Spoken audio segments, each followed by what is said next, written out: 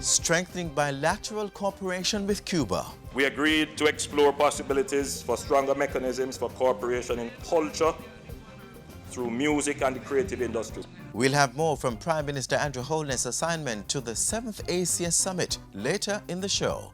Plus, we should always be ready for the hurricane season. Hello, I'm Adrian Atkinson. Thanks for tuning in to Jamaica Magazine. Stay tuned for all the details. Our first stop is at the news desk.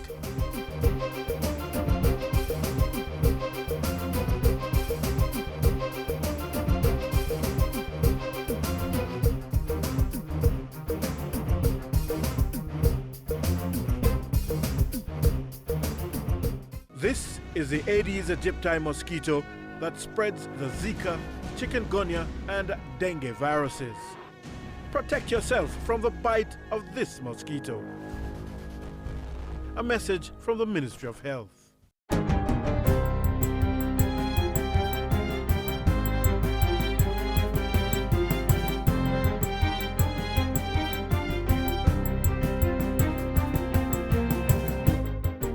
Good day, I'm Tamara McHale and this is your GIS News for Thursday, June 16. Prime Minister Andrew Holness has pledged to take a proactive approach to dealing with crime and violence on the island. Mr. Holness asserts that his government will not be reactive to crime, but instead will be seeking long-term measures to reduce the crime rate. And we will make it a priority of the government to ensure that we have the resources that can match the level of sophistication, persistence of the criminal underworld that is causing havoc in our country. In the meantime, government is reporting a significant reduction in violence in schools due to its flagship Safety and Security in Schools program. Robberies 2012 to 2013, 23 were reported.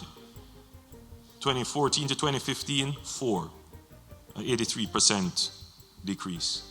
And the one that I'm very heartened by is that between 2012 and 2013, wounding, 52 were reported. In 2014 to 2015, that reduced to 25, a 52% reduction. Prime Minister Holness was giving the keynote address at Tuesday's launch of the Security and Ethics Conference in Kingston. He also revealed a decline in the reports of thefts, fights, and weapons found in schools. Minister of Justice Delroy Chuck is reporting a 72% reduction in the number of new ganja offences before the courts. The minister was making his sectoral presentation in Parliament yesterday. He said this reduction was due to amendments to the Dangerous Drugs Act, which made some ganja breaches non-arrestable offences. In comparison to the 8,284 cases that went before the parish courts in 2014, there were only 2,285 in 2015. The amendments have also cleared up the criminal records of thousands. The expungement of persons who were convicted for ganja-related offences, we have been able, and I now report, that nearly 3,954 persons have had their records expunged and now have a clean police record. Government has made good on its promise to disburse funds to high schools earlier this year so they can adequately prepare for the 2016-2017 academic year. The first tranche of tuition support is usually provided in August, but the Education Ministry disbursed over $1.4 billion to high schools last week. So all high schools will now have received their first tranche of the 4 tranches that we have committed ourselves to, amounting to $1.4 billion. They will be getting their second tranche in September. The third tranche will come in December, and the final one in April of 2017. Government had pledged the early disbursement of the funds following an announcement to abolish mandatory auxiliary fees in high schools. At yesterday's post-cabinet press briefing, the portfolio minister reiterated that parents who could afford it should continue to make voluntary contributions. Cabinet has approved 3 multi-million-dollar road rehabilitation contracts to benefit 3 parishes. In St. James, the Roper Road will be rehabilitated by NF Barnes Construction and Equipment Company Limited at a cost of $42.9 million. The other 2 roads are in Hanover and Westmoreland. The rehabilitation of the Belvedere Theatre Road in Westmoreland, contract valued $40.7 million has been awarded to BF Pavements and Consultants. And the third one is the rehabilitation of the Haddington New Mills Road in Hanover. And this contract has been awarded to DR Foot Construction with a value of $43.9 million. At this Monday's meeting, Cabinet also approved the development of housing solutions at Harbour Head. This is to be a joint venture with Wicon and will benefit the 2004 storm victims of Caribbean Terrace in St. Andrew. The land is owned by the government, and we'll be, rather than taking payment for the land, we'll be deducting that cost from a number of units assigned to residents of Caribbean Terrace. The minister with responsibility for housing says that will reduce the cost for the units to those residents to between $1 and $1.5 million. And finally, the Ministry of Health and Heart Foundation of Jamaica are urging more Jamaicans to learn CPR. Director of Emergency Medical Services in the Ministry of Health, Dr. Jacqueline Bisesa McKenzie, says it is important for persons to be trained in CPR as they might be able to save the lives of persons who suffer sudden cardiac arrest. While addressing a GIS think tank on Tuesday, she said immediate application of CPR could double or triple a victim's chance of survival. We have seen, certainly over the last couple of years, that we have been having an increase in the amount of motor vehicle accidents that we are responding to, but we want to emphasize that medical cases are our largest group of cases, calls that we receive, and the majority of these are as a result of cardiovascular issues. And so it is very important in this emergency cardiac care week and CPR week that we promote that this is a very vital area. Sudden cardiac arrest is a sudden, unexpected cessation of the heartbeat. And obviously when this occurs, there's no blood flowing and you are essentially dead.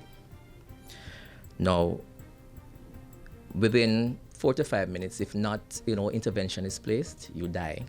Coronary heart disease is the #2 cause of death in Jamaica, second to stroke, which together account for over 25% of deaths in the country. June 12 to 18 is being observed as CPR Week, and activities marking the week conclude on Saturday with a mass CPR training session.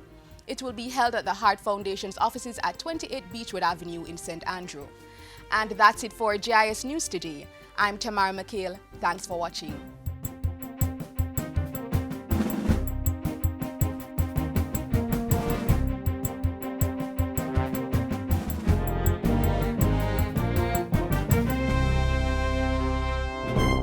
On our roads, remember, take time, be courteous, drive good, walk good.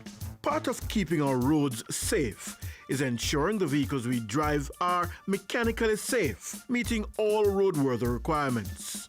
And besides that, we must be good drivers and avoid risk-taking and sensation-seeking behaviors which are prone to causing road crashes.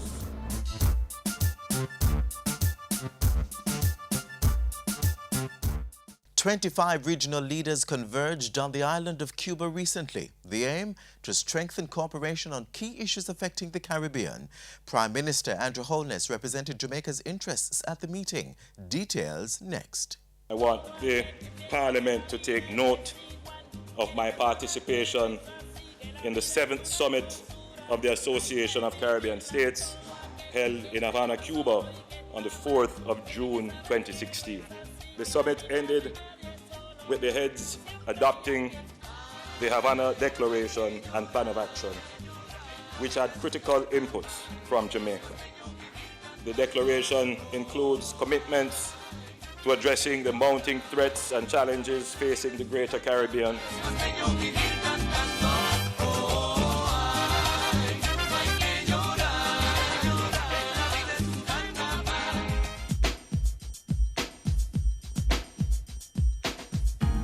As a founding member of the ACS, Jamaica remains committed to the ideals of the association as it positions itself to achieve sustainable development and strengthen economic and technical cooperation among member countries. This continued collaborative approach is of particular importance to Jamaica, and especially to my government, given our resolve to pursue increased economic alliances and cooperation for development with our partners in the Caribbean basin, to put Jamaica on a firm path to prosperity and to ensure sustainable growth and job creation.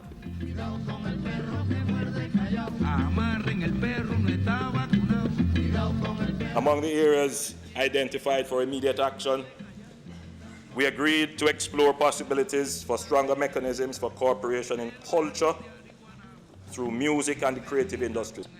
We acknowledge the importance of working together expeditiously to facilitate the movement of people through the region to support multi-destination tourism in the Caribbean. The commitment was also made to explore possibilities for the provision of increased language training on both sides.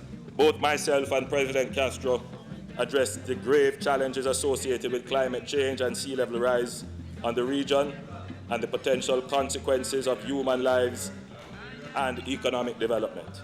We agreed as a priority to share experience and best practices at the institutional level, and President Castro offered to provide experts to provide advanced data gathering, modeling, and projections for mitigation and the definition of appropriate responses by the state.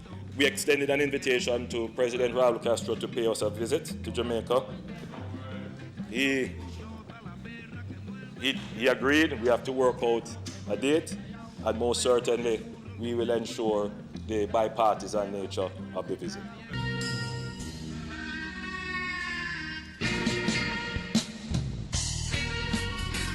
In the meeting with the President of Costa Rica, President Luis Guillermo Solis, we discussed approaches to increase trade relations and technical cooperation between our countries in a number of areas, including medical supplies and technology, agriculture, security, and tourism.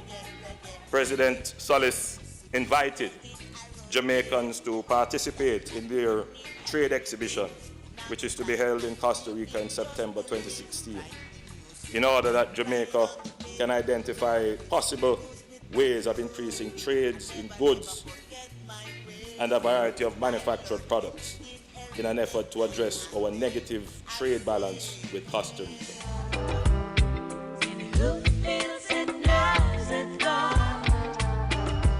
I followed up the Prime Minister on commitments that were made by Trinidad and Tobago in discussions between our respective foreign ministers on matters relating to the pricing of petroleum products and the treatment of Jamaican nationals.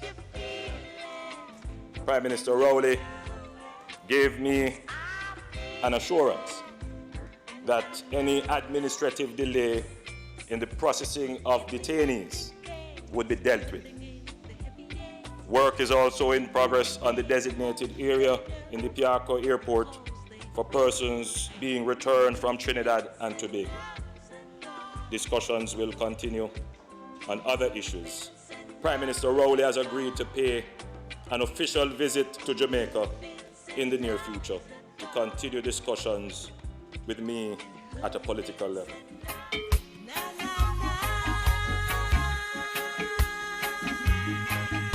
I expressed my disappointment that the Dutch government had closed their embassy here and that the ambassador from Cuba services Jamaica.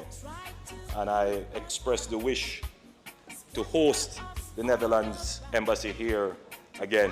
We explored the possibility of assistance in the acquisition of equipment for our Coast Guard.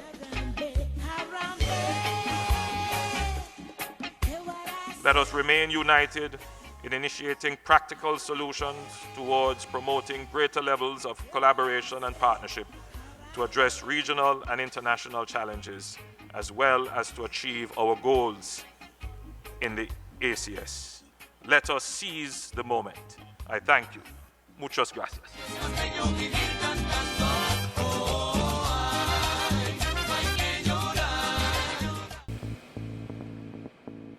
A healthy and educated people living in a clean, natural environment reducing crime, improving the justice system and governance, building a prosperous economy. It's not just a vision, it's reality. Learn about the plan. Join the vision. My country, Jamaica, has a rich heritage and is very unique. If we all pull together, we can make it the place of choice to live, work, raise family, and to do business. For more information on Vision 2030, call the Planning Institute of Jamaica or visit vision2030.gov.jm, your parish library, school library, or the Jamaica Information Service.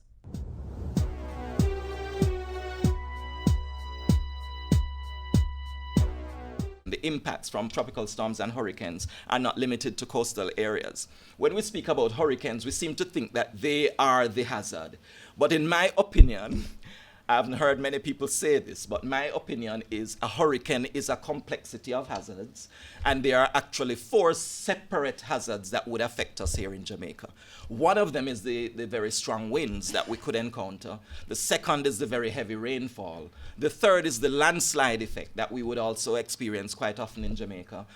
And the fourth of these is the coastal flooding or the storm surge flooding, which is something that we tend to ignore quite often as we look into the hurricane season. And all 4 will actually impact on different areas of the country in different ways. Of course, the storm surge hazard would affect the coastline areas, but stronger winds would normally be experienced in higher elevations. So on the interior of the island where we have the hills, that's where we expect the winds to be more intense.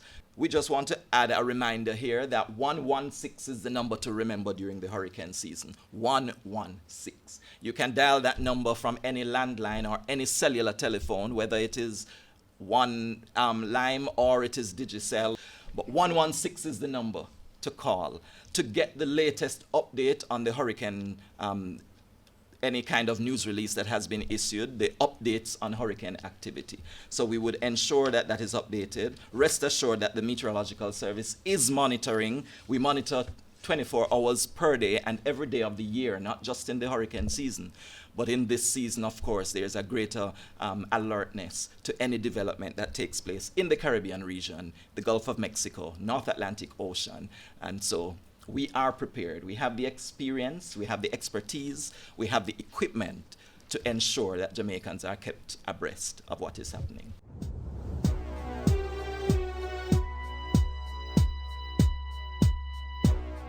I'm happy that you're still watching because we have some more useful information for you. This time it's about your roof. When's the last time you checked it? You think it can stay locked down if there's a hurricane? Remember, we are in that season, so now is the time to secure your roof.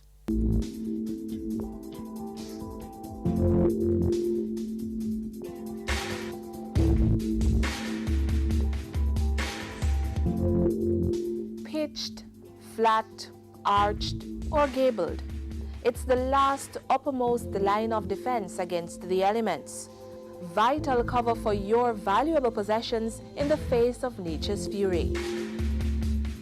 Roofs are essential to a complete, properly constructed house, and in climates like ours, must be laid to withstand destructive tropical cyclones, not least among them, hurricanes. The 3 main types of roofs that we have in common practice today are concrete, timber, and a combination of those 2 with other materials. Hurricanes differ in their velocity or speed of the winds that might affect our buildings. So you've got to make sure that the structural integrity of the members are sufficient to bear the pressure that a hurricane wind would place on a roof. Concrete roofs generally prove more difficult to destroy in a hurricane, but if improperly laid, are just as vulnerable to grave damage. There's a great misconception about the concrete roof being all that waterproof. But from time to time, depending on the mix and the maintenance of the roof, water could pond on the roof and soak through cracks that would appear because of shrinkages that take place. So you've got to be careful and make sure that you provide an impervious layer to the concrete. So before one slabs, an engineer must be consulted. The correct procedures must be adhered to protect your roof and the valuables it protects. This is a clay tile that is often used on certain types of residential construction. It's impervious, it will not contribute to fire, and properly secured with fastenings, it will withstand most hurricanes. It was not desired to lay flat because the water would go into them.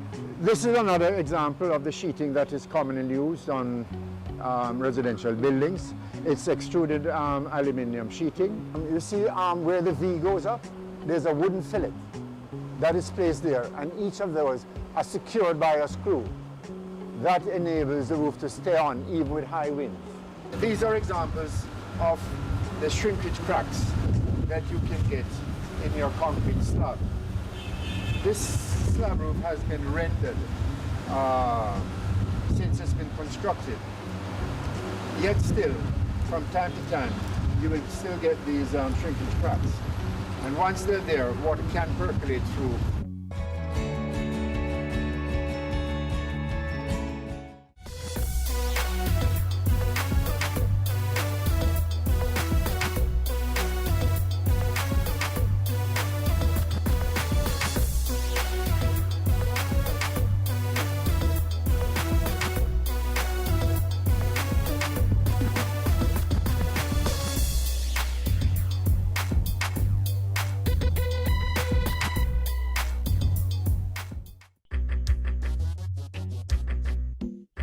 Nutritious food, succulent dishes, superior workmanship, and excellent service. Jamaica is on the go. Let's grow what we eat and eat what we grow. Let's harness the indomitable spirit of our most valued resource, our people.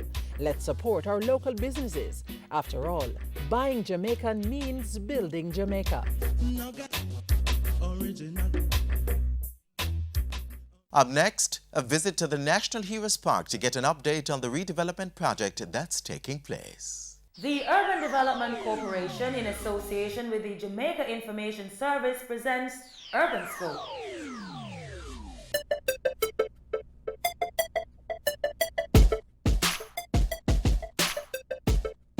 It was first known as Kingston Racecourse, the center of horse racing in Jamaica. Then, in 1973, it was renamed National Heroes Park, a permanent place for honoring our heroes whose monuments are erected in an area known as the Shrine. Adjoining this section is an area which is reserved for prime ministers and outstanding patriots. Today, the park is taking on another dimension.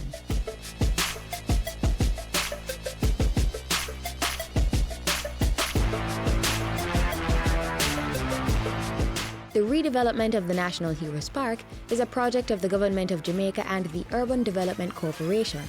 UDC is responsible for design and project management. Contract was signed on November 2015 for Phase 1A, valued at 150 million Jamaican dollars, with an overall value of the fully developed project estimated at $2.5 billion. This will result in the transformation of the over 20-hectare park into a state-of-the-art multipurpose recreational facility.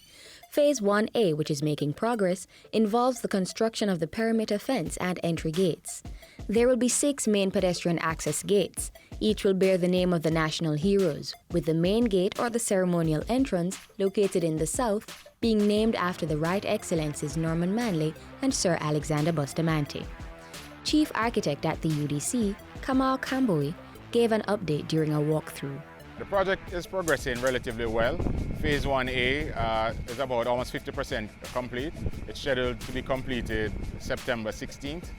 And after that, we will be looking at extending it to Phase 1B, which will include the sidewalk or the perimeter, or what we call the outer park.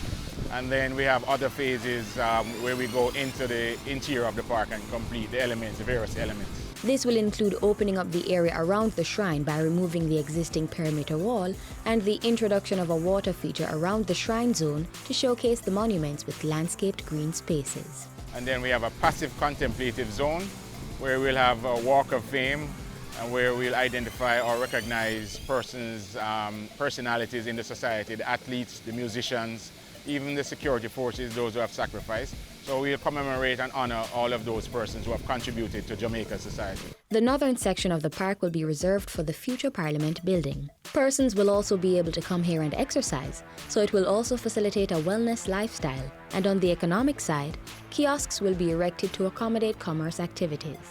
This project is part of the greater redevelopment plan for downtown Kingston, capturing cultural vitality, economic health, environmental responsibility, and social equity, all of which promote sustainable redevelopment. We see the National Heroes Park as the gateway to downtown Kingston. So it's very important that we start here also. So the fact that we have started, it means that we're serious about the redevelopment of downtown Kingston. From the completed project, Jamaica will benefit in many ways. We'll have a redeveloped space to showcase our national monuments, and that's a place where we could actually visit. Tourists could go there, persons, the diaspora could visit. And this site, the National Heroes Park site, is steeped in history from the 1800s, right? And I like to refer to this location as the heart and soul of Jamaica. Plans for the redeveloped National Heroes Park is that it will generate high usage with strict maintenance, similar to Emancipation Park. The Emancipation Park is a very successful park. It has been maintained, and 14 years after it was built, it is still a very popular place. So we would want to have that same success at the National Heroes Park. The project is supported by several partners, chief of which are the Ministry of Transport and Mining, the Portfolio of Works, which is now under the Ministry of Economic Growth and Job Creation, Tourism Enhancement Fund, Chase Fund, and China Harbour. The Urban Development Corporation, facilitating national projects to achieve sustainable development. To learn more about the work of the Urban Development Corporation, call 656-8031 or visit their website at www.udcja.com. You may also follow them on Facebook, YouTube, Twitter, and Instagram, or visit their information center on the ground floor, Kingston Mall, downtown Kingston. Urban Scope was brought to you by the Urban Development Corporation in association with the Jamaica Information Service. Life is all about making decisions, choosing from a number of options to do a particular thing, which may result in a specific outcome. It can be difficult, but there are 4 things you can do to help make that decision. Stop. Check out what's happening and remind yourself to think before acting. Think. Make sure you're aware of the choices, all the advantages and disadvantages. Then think about the consequences. Act. Choose the best option and do something about it. Review. Finally, review what you have done and determine if it was good or bad. That way, you'll be in a better position to make the next decision, whether big or simple.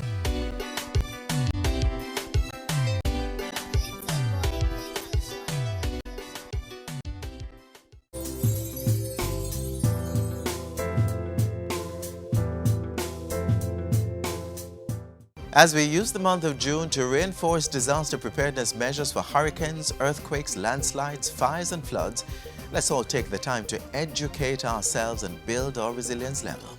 We say so long for now, until tomorrow, and we'll do it all over again. We ask that you stay connected via our website, jis.gov.jm, and while you're on the web, send your ideas and comments via Twitter at JIS News or email jamaicamagazine@jis.gov.jm. On behalf of the entire production crew, I'm Adrian Atkinson. Walk good and do stay safe.